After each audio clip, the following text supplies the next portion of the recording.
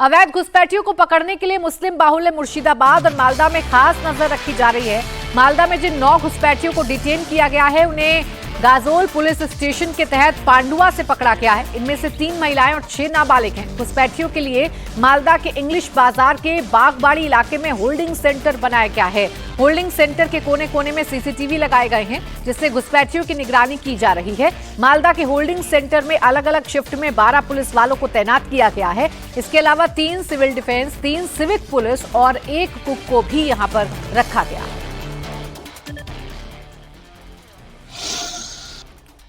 पहला कदम जैसे कि उठाया जब जो सरकार बने, उसके बाद माननीय मुख्यमंत्री आदरणीय शुभेंदु अधिकारी जी ने आज सबसे पहले जो काम किया वो फेंसिंग का काम। जैसे कि यहाँ 569 किलोमीटर जो सीमांतवर्ती इलाका है जहाँ पे एक्चुअली फेंसिंग होना चाहिए, तो उसका काम शुरू हो गया। आज वहाँ पे फेंसिंग भी होगा और घुसपैठिया पूरा रुक जाएगा। कोई घुसपैठिया यहाँ पे अंदर नहीं आ पाएगा। और जो लोग अंदर में हैं, कुछ लोग तो ऑलरेडी भाग गया, यहाँ से चला गया, और जो लोग अभी भी बचा हुआ है वो सबको निकालेंगे और सबको उसी जगह में डिटेंशन कैंप में लेके जाएंगे। जो पहले टीएमसी वाले ने जो ऐसे एक फैला रहा था, सबको डिटेंशन कैंप में लेके जाएगा, मुस्लिमों को लेके जाएंगे, वैसा नहीं है ये सरकार। लेकिन ये लोग चला रहा था। तो आज क्या होगा, वो हर सब जो यहाँ पे घुसपैठिया जहाँ पे बचा हुआ जो अभी भी हैं, इधर उधर घूम रहे हैं, उनको चुन निकालेंगे, वहाँ पे सबको डिटेन करेंगे। अब बीजेपी कह रही है कि ममता राज में बांग्लादेशी घुसपैठिए बड़ी आसानी से भारत में घुस आया करते थे, कोलकाता समेत देश के कोने कोने में फैल जाया करते थे।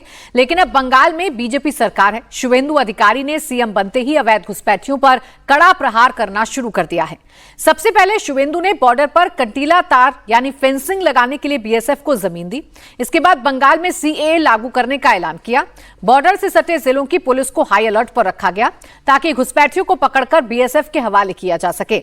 और अब घुसपैठियों को रखने के लिए जगह जगह होल्डिंग सेंटर भी बना दिए गए हैं। तो अब डिटेक्ट करके इन्हें कैसे डिपोर्ट करना है, ये सरकार ने शुरू कर दिया है। All these 15 years, there was no international fencing, even after repeated request from the Ministry of Home Affairs and from BJP. Our previous government didn't pay heed to it. Correct. And it is very clear why they didn't pay heed, because these Rohingyas, these Bangladeshi infiltrators were their vote bank. So if they don't want them to, stop, they should come. They always wanted that they should come to Bengal and be TMC's vote bank. It is very natural that these holding centers will not be formed because they don't acknowledge that, infiltrators and Rohingyas should be thrown out of the country. And so now, within 15 days that we have come to power, land has been given to the BSF, work has started for international fencing, and holding centers will also be formed where these people who are being detected, deleted and deported, before being deported, they will be held there. अब देखिए, सरकार की मंशा, सरकार की नीयत बड़ी साफ है। और सिर्फ मंशा और नीयत नहीं, अब तो सरकार ने काम करना भी शुरू कर दिया है। ओंकार सरकार मेरे सहयोगी इस वक्त जुड़ गए। ओंकार, मालदा और मुर्शिदाबाद की तस्वीरें तो हमने देखी, और कितने ऐसे जिले हैं जहां सख्ती के साथ इन अवैध घुसपैठियों को पकड़ने की कोशिश की जा रही है और फिर इनको डिपोर्ट किया जाएगा।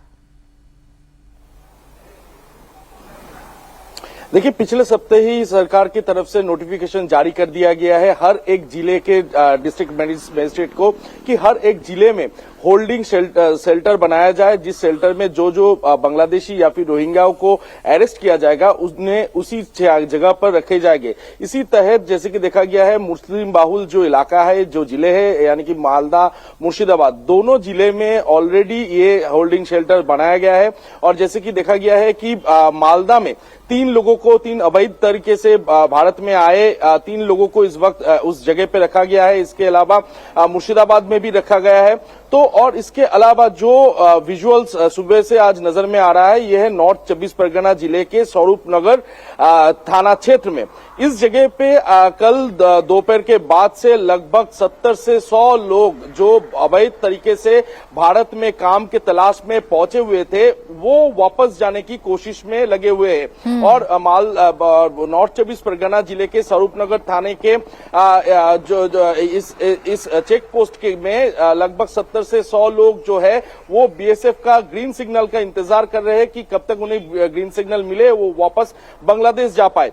क्योंकि पिछले अक्टूबर में जैसे कि देखा गया था, जब से एसआईआर का घोषणा हुआ था, तब इस जगह से इसी चेक पोस्ट से लगभग 3800 बांग्लादेशी जो वापस बांग्लादेश चले गए थे। और उसके बाद नया सरकार बनने के बाद सख्त कदम उठाया गया है। और जैसे कि देखा जा रहा है, जो लोग अवैध रूप से भारत में प्रवेश किए थे और भारत में पिछले 1 से 1.5 साल तक, ठीक है ओंकार, यानी ये कहा जा सकता है कि नई सरकार के निशाने पर घुसपैठिए हैं और जल्द से जल्द बंगाल को घुसपैठिए मुक्त किया जाए, कोशिश शुभेंदु सरकार कर रही है।